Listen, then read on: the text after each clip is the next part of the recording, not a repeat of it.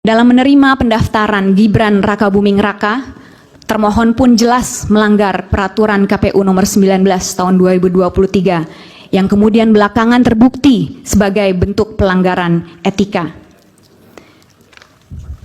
Ketidakefektifan penyelenggara pemilu yang kedua adalah DKPP yang melindungi termohon yang dipimpin oleh Hasyim Asyari yang terbukti dari tidak pernah diberhentikannya Hasyim Asyari dari jabatannya meski sudah 4 kali diputus melakukan pelanggaran etika, yaitu melalui putusan nomor 14 PKE DKPP tahun 2023 tertanggal 30 Maret 2023, putusan nomor 35 dan 39 PKE 2023 tertanggal 3 April 2023, putusan nomor 110 PKE DKPP tertanggal 9 Oktober 2023, dan terakhir di putusan 135, 136, 137, dan 141 PKE tertanggal 5 Februari 2024.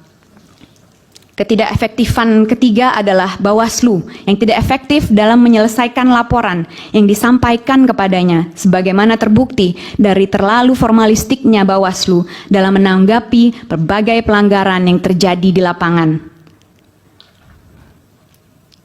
Secara teoretis, kewenangan Mahkamah Konstitusi untuk memeriksa pelanggaran TSM yang terjadi dalam Pilpres 2024 lahir dari beberapa argumentasi berikut. Pertama, Mahkamah Konstitusi sebagai bagian dari kekuasaan kehakiman tidak seyogianya menolak perkara dengan alasan adanya kekosongan hukum, sebagaimana digariskan dalam pasal 10 ayat 1 Undang-Undang Kekuasaan Kehakiman. Justru Mahkamah Konstitusi seyogianya melakukan penemuan hukum guna dapat memeriksa permohonan akuo.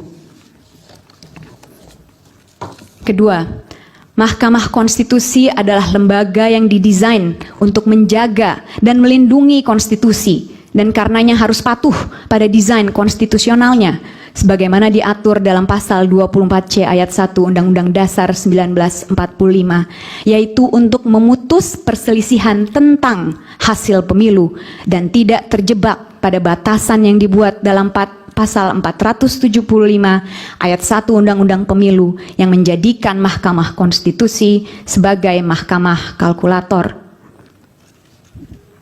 Jika Mahkamah Konstitusi hanya sekedar bertindak sebagai mahkamah kalkulator, tidaklah perlu negarawan yang sekaligus begawan hukum yang melakukannya. Cukup kita berikan kesalahan perhitungan kepada auditor.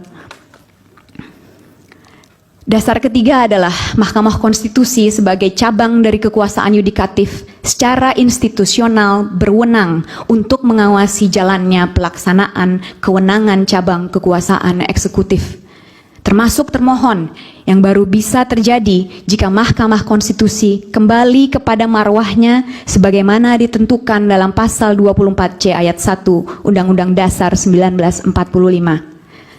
Keempat, Mahkamah Konstitusi melalui putusan nomor 22 PHPUD tahun 2010 telah mengantisipasi terjadinya penggunaan kekuasaan sebagai jalan untuk memenangkan pemilu dengan menyatakan bahwa hegemoni kekuasaan yang tidak terawasi dalam proses pemilu dapat menghasilkan pemilu yang penuh kecurangan dan karenanya perlu untuk diulang, hal mana merupakan refleksi sempurna dari Pilpres 2024. Jika Mahkamah Konstitusi berkeras bahwa dirinya hanya berwenang untuk memeriksa hasil penghitungan suara yang mempengaruhi terpilihnya pasangan calon, maka sama saja Mahkamah Konstitusi melegitimasi kecurangan dalam proses pemilihan umum. Pesan yang akan diberikan dari ini adalah, berbuat curanglah, securang-curangnya, sehingga selisih suaranya begitu besar, niscaya Anda akan memenangkan pemilu. Karenanya, Mahkamah Konstitusi harus keluar dari zona nyamannya dan masuk ke area yang lebih luas demi kepentingan demokrasi yang ditegakkan atas dasar kejujuran dan keadilan. Mahkamah Konstitusi perlu kembali pada desain konstitusional awal yang ditetapkan baginya, yaitu untuk memutus perselisihan tentang hasil pemilu. Hanya dengan demikianlah Indonesia memiliki kesempatan untuk menyelamatkan demokrasinya. Pertanyaan kedua yang pemohon akan jawab sehubungan dengan pelanggaran TSM adalah, apa saja bentuk pelanggaran TSM yang terjadi dalam Pilpres 2024? Pelanggaran TSM yang dipermasalahkan dalam permohonan aku adalah nepotisme yang melahirkan abuse of power terkoordinasi yang dilakukan oleh Presiden Joko Widodo semata-mata demi memastikan agar Paslon 2 memenangkan Pilpres 2024 dalam satu putaran. Sehubungan dengan pembuktian mengenai ada tidaknya nepotisme, maka penting untuk melihat standar beban pembuktian sehubungan dengan perkara PHPU di Mahkamah Konstitusi, sebagaimana dimuat dalam putusan nomor 1 PHPU Pres tahun 2019, yaitu beban pembuktian formil, yang mana beban pembuktian awal dibebankan kepada pemohon dan kemudian beralih kepada termohon. Jikapun yang dimaksud oleh Mahkamah Konstitusi dalam putusan tersebut bukanlah pembuktian formil atau balance of probabilities, karena perkara PHPU bukan perkara perdata, maka beban pembuktiannya pun sudah barang tentu berada di bawah standar pembuktian pidana, yaitu beyond reasonable doubt.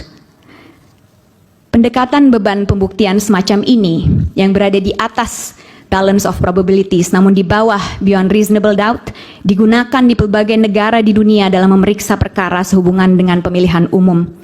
Dua contoh yang bisa diberikan sehubungan dengan standar pembuktian ini adalah di Malawi dan di Kenya, yang mana pertimbangan di Kenya adalah sebagai berikut.